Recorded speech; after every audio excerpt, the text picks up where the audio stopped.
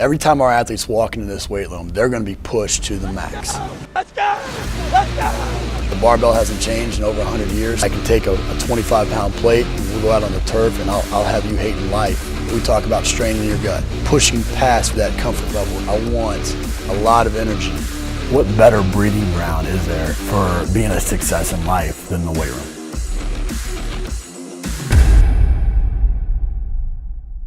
Hey guys, welcome back to Iron Game Chalk Talk. I'm your host, Ron McKeefery, and this is episode number 218. I want to thank you guys for listening each week. Really appreciate those of you that share, like, comment. Just helps me help as many coaches as possible, which is why I do this. I also want to appreciate and thank our sponsors for helping bring this episode to you for free, especially Iron Grip, which is sponsoring this episode. And I only partner with brands that I believe in and trust and that are in it for the right reasons of giving back to the community and things like this. Super excited to have Matt Johnson with us. Matt and I have been talking here in the office for a couple hours. This is our second attempt at this, which we had a little Skype issue, which took about a 40-minute presentation or 40-minute podcast into about a 20-second clip. And so I don't know what happened there, but super excited you're here, man. Appreciate you. Yeah, thanks a lot, Ron. Matt, we talked a little bit last time about your experiences. You've been at Boston College and Bryan and Montrose. You've owned businesses. You've ran businesses. Out of all those experiences, which one of those best defined you? Where did you grow up the most as a coach? For me, by far, Ron, it's got to be Montrose. I'm a humble guy, humble roots, and Montrose was certainly a humble place. The size of the weight room, it was a little box gym. It was about 800 square feet. Had mix and match dumbbells, the iron kind and the poly rubber, and one bench, and we made it work. Right. And my first year there, won the high school national championship. So I've always believed that elite performance doesn't live in a 13,000 square foot training mecca. You can do it in an 800 square foot space. Right. We trained hard. The guys trusted the program. They had fun. Effort was always there every single session, and we accomplished some pretty special things. Yeah, I mean, Montrose, for everybody that don't know, it's a traditional powerhouse. But you'd be amazed. I mean, we had Keenan Robinson on not too long ago, and he was talking about the facility that they had at Baltimore Aquatic, where it was, in the back of the pool, and it was just a little square, area. Yeah. He's begging for different equipment. It sounds like it's the same thing, and. And I think, I had a very similar experience at South Florida where we had a small weight room.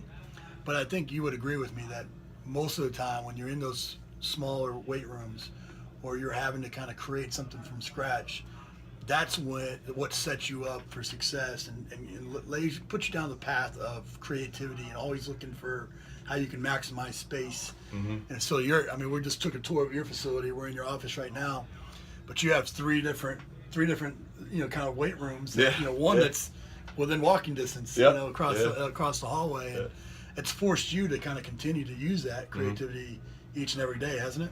Yeah. No. I mean, it really forces you to think outside the box and just get it done. Right. For me, it's excuses are for losers. I want to be a champion, and I always try to problem solve, and I believe that's the champion mindset, is just get it done. So for us, we don't, we're not going to wow you with, glamour and glitz and, neon lights on the walls and everything.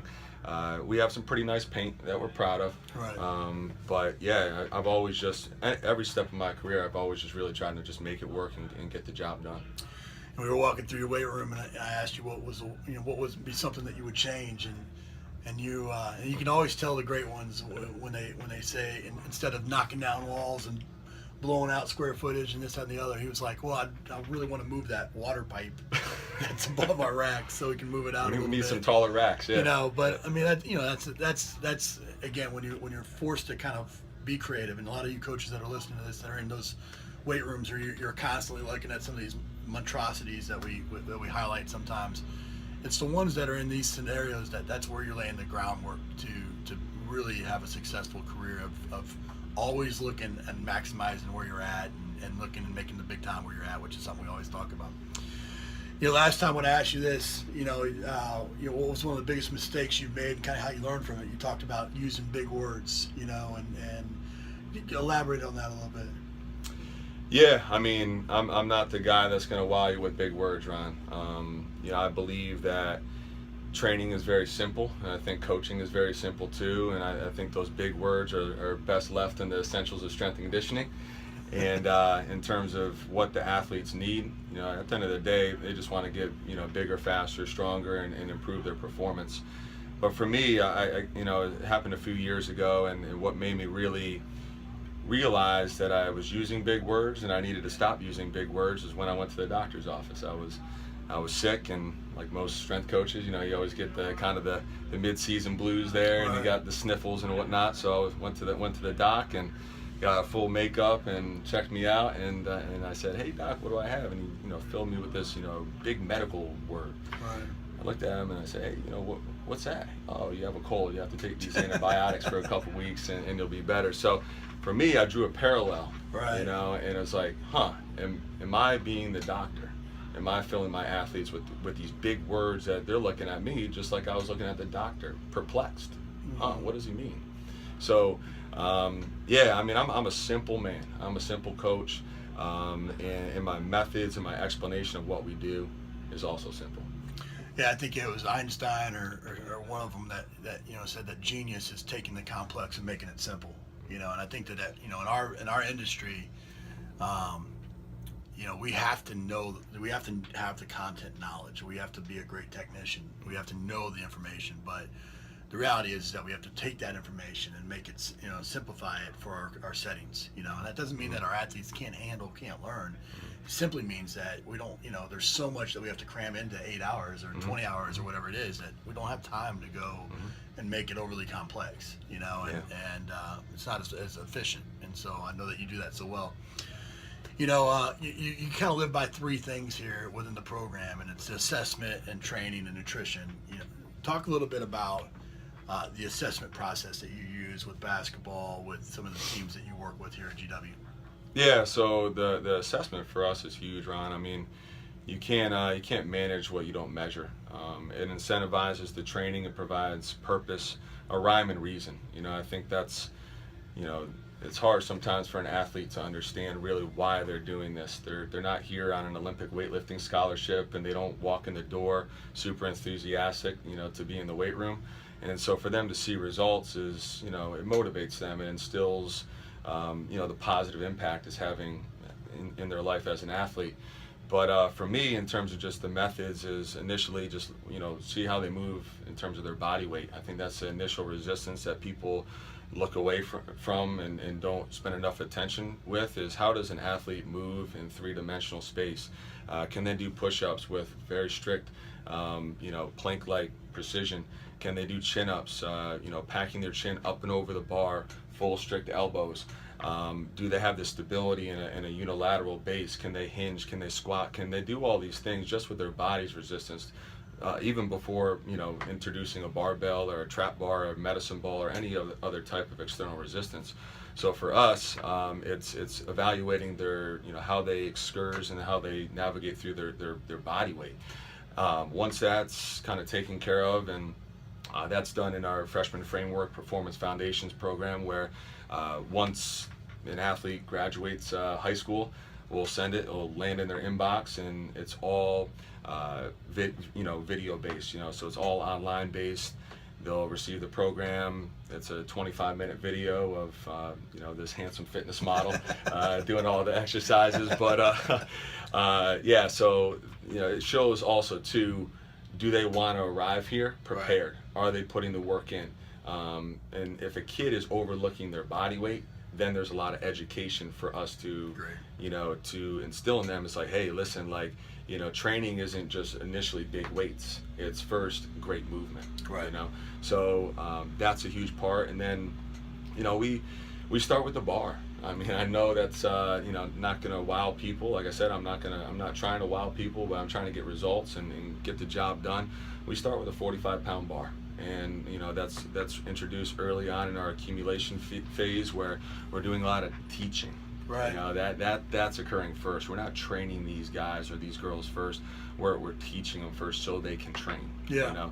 So we're box squatting. I love box squat. It's a great cueing exercise where everybody understands when they walk in the door, here, sit down, stand up. Yep. You know, we'll work pause bench where they're, you know, staying tight in the low position, just, you know, engaging their lats, and then, you know, pressing with a nice strict wrist, and just kind of honing in and just really zooming in terms of our lens, like how is the athlete moving with a very, very submaximal. We understand it's a submaximal weight, but like I said, it's about quality. Right. If you're not emphasizing quality early on, you can't emphasize it later. Right. You know, that the time is lost.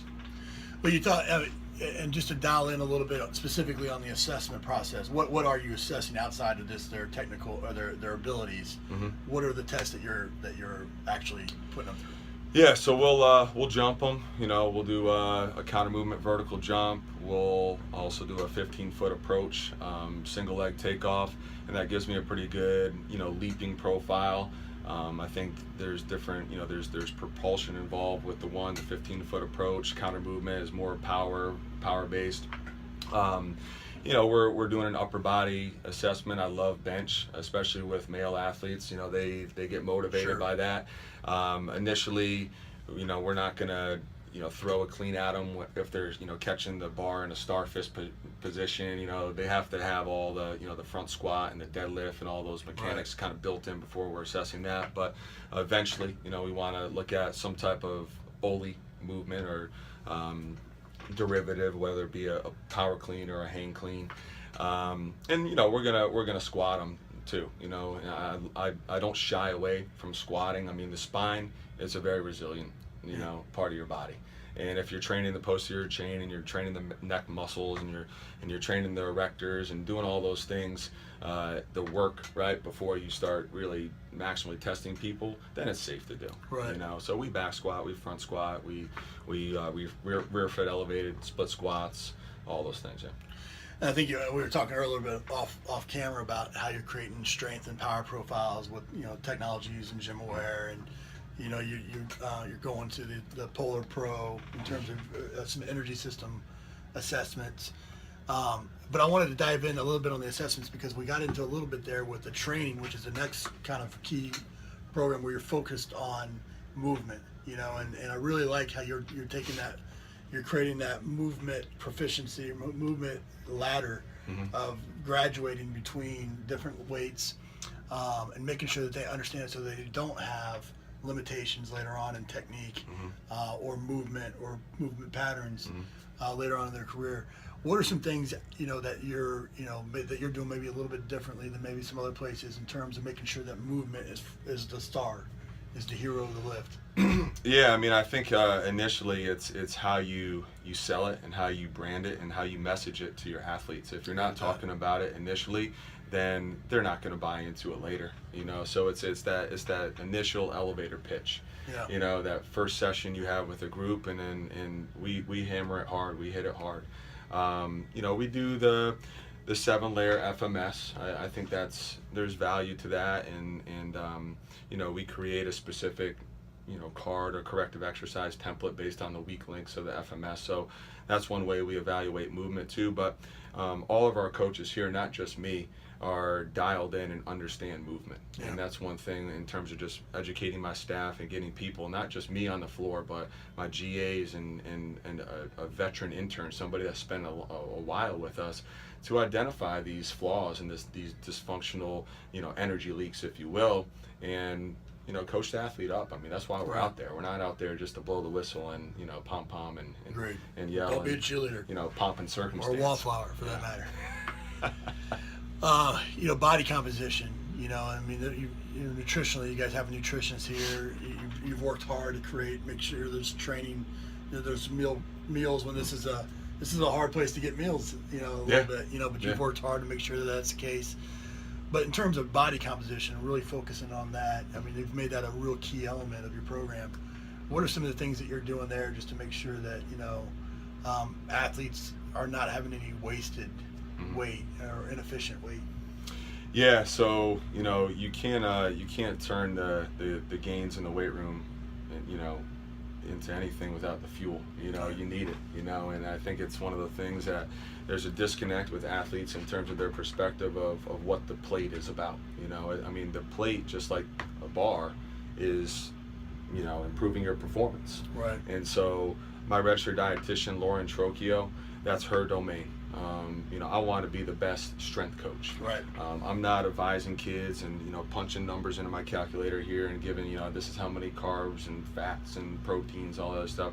I'm big into letting people dominate their lane, and that's Lauren's lane, and I'm a full supporter of it.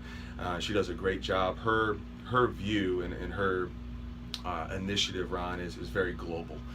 So each team here gets a preseason and a postseason team talk, where she'll talk about the sport demands, energy system demands of the sport, some pre-practice fueling options, some post-practice fueling options, just a wealth of knowledge, but like we were talking about earlier, comprehensive. Sure.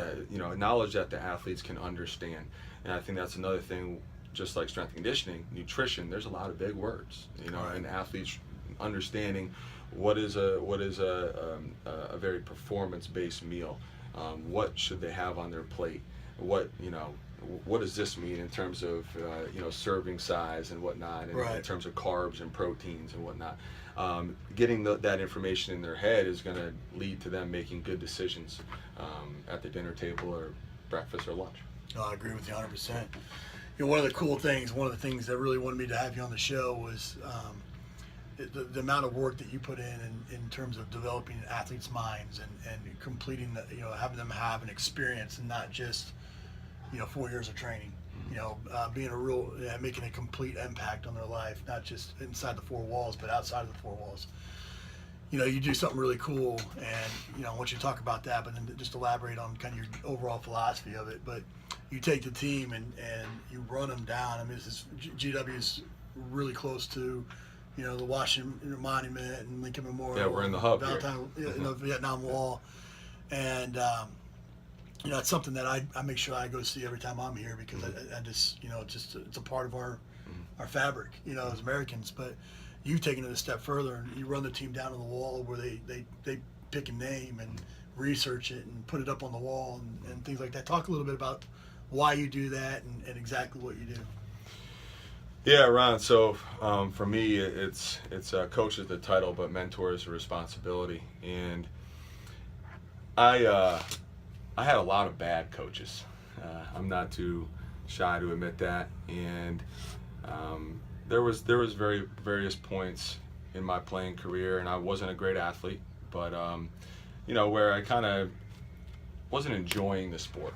I wasn't loving what I was doing. And that was directly related to how the coach was treating me and how the coach was, coaching me. And for me, like I want that to be the experience for these guys in terms of what I can do for them, just instilling life values. I think strength and conditioning is an awesome area where it draws a lot of parallels and it transfers to just life, accountability, discipline. Sure. Attacking every single day towards a common goal. I think that you have to do that behind the desk after you get done here in 4 years in the professional world. So why we do it is to kind of gain some perspective. I think elite Division I athletes or just professional athletes, I think they take the whole experience for granted. I was a Division III college basketball player. We went to Taco Bell after games. We took an 18-passenger van. I mean, we're taking private planes. We're having huge meals, huge spreads of food at the Marriott when we're on the road. Best of the best. Right. And one thing I wanted our guys on our men's basketball team to understand is those 58,000 names on that wall, life was taken away from them. So they committed and they sacrificed at the highest degree their life. Right. So everybody has dreams, everybody has goals, everybody has ambitions. Those guys, those 58,000 people, they had ambitions in life too. Whether it be a businessman, an entrepreneur, a doctor, a lawyer, whatever, what have you. So for these guys, while they're here, just to fully commit, fully buy in, never complain, right? No excuses, because it's not even as hard, as what those guys went through. And I mean, we today actually, Ron, I open it up to perspective from the guys, so the last few weeks I've been leading the perspective moment. So we go to the wall, we find a name, we huddle it up, and we announce the name of our hero in a circle, and then I typically give them a few words of perspective or motivation. And so I open it up to the guys today, and one of our freshmen said, I said, "What does this mean to you?" He goes, "Coach," he said, for me, what I think about coming down here is if one of these guys could take a bullet for us, I can do a few sit-ups and push-ups, and it's not even close to what they had to endure, and I think for me, that's what I'm trying to get out of it, is for them to understand, like, they are blessed. Yeah. They should be filled with gratitude every single day they're here. Yeah, I mean, it's phenomenal. Again, it's one of the best things that I've heard anybody do with the team, and I think that the takeaway messages there are, one, look within your own communities as coaches to find opportunities that you can use to educate. I mean, you were telling me earlier that there's players that are from DC that had never been down there. And so you're providing, you're creating an experience for the athlete, and anybody that creates experiences for anybody, you're naturally kind of indebted to them some capacity to at least open your mind and listen to them. And that's what we ultimately need to do with our athletes. But then also taking it a step forward, and I wrote that down as you said it. Coach is the title, but mentor is the responsibility. We do have a responsibility to give back to this age group of athletes. I mean, typically athletes they're pretty dynamic. They're usually community leaders when they grow to be older. And if we can provide that type of perspective to understand what sacrifice means and all that, it's huge. And something that's really powerful. I mean, I don't know if you guys can see this, but these are from today. This morning. He puts they print off, each of the athletes or each of the names that they find. They do, the bio. They talk about it, but I don't think you have the ages haven't been put on this. But if you go over to the wall where they hang them up in the weight room, my brother's with us today, and he's 20. He's 20 years old. This is part of his present has come up here to go see the soccer game tonight, but. He's 20. He's looking up there and he's seeing there's 5 or 6 20-year-olds up there that went through that. So that perspective, that educating them on what sacrifice means, ultimately that's our job. And Matt knows that in spades, and most of you that have listened, you understand that. But the challenge is to make sure that you're finding ways to do that each and every day, and try to create some memorable experiences for your athletes to be able to really drive home the message. Yeah, I mean, at the end of the day, Ron, they're going to remember you. Yeah. They're going to remember every conversation. They're going to remember the positive words, the negative words. They're going to remember they squatted and they bench press and they did some hang cleans and pull-ups and things like that. But at the end of the day, 10 years down the line, they're going to remember the type of person you were. Right. Well, we ended with some resources. What's the best piece of coaching advice you ever received? There's no perfect program. I think when I was young, early on in my career, everybody's naive. You kind of figure things out, and as you're earning your spurs, and whether people are telling you, your mentors in the profession, and they're telling you these things, like, you yes them to death a little bit, but at the end of the day, you have to figure things out on your own. And that was one thing. I'm a perfectionist by nature, but one thing I had to realize is, the injuries are going to happen. You have to make modifications on the fly. Something happened at practice, and a guy walks into the weight room, and boom, you have to figure something out. You have to problem solve right then and there. So it's not as easy as just sitting in front of your computer and writing it up and thinking that, boom, this is going to be the best program I ever wrote. I haven't even gotten close to writing a gold standard program yet. Yep. I'm still getting better. I'm still developing, and I've been doing this a few years now. Yeah, so sure. I think having that humble viewpoint and perspective on your work is always going to push you to be better. And so for me, I want to get a passing grade. If somebody, audited my program and that, gave me the red pen and whatnot. Yeah, I want to get a B or a B plus or whatnot. But, I want to, hang something on this refrigerator here. But, I don't view everything as an A+. Right. It always can be better. Well, we can always improve, and I agree with that 100%. What's a book, app, and website recommendation? Book, Start With Why. Phenomenal read. I read it many years ago when I was a business owner, and just a great leadership, great perspective book in terms of just putting some things down on paper and understanding why you do it. Right. And then from why, it's like, all right, this is how we're going to get it done. Sure. So I think you have to gain some perspective and put some cognitive thought into what you do. App, I love Headspace. Great mental training.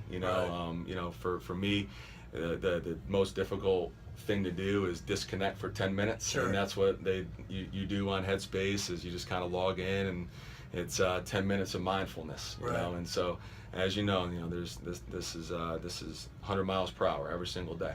So kind of slow down a little bit, breathe, and just kind of earn the time back and focus on yourself. I enjoy greatly. Right. And then website, I have to go with strengthcoach.com. I remember as a young buck reading the forums and all the people that were on there, and just right. Just the wealth of information that was being thrown around.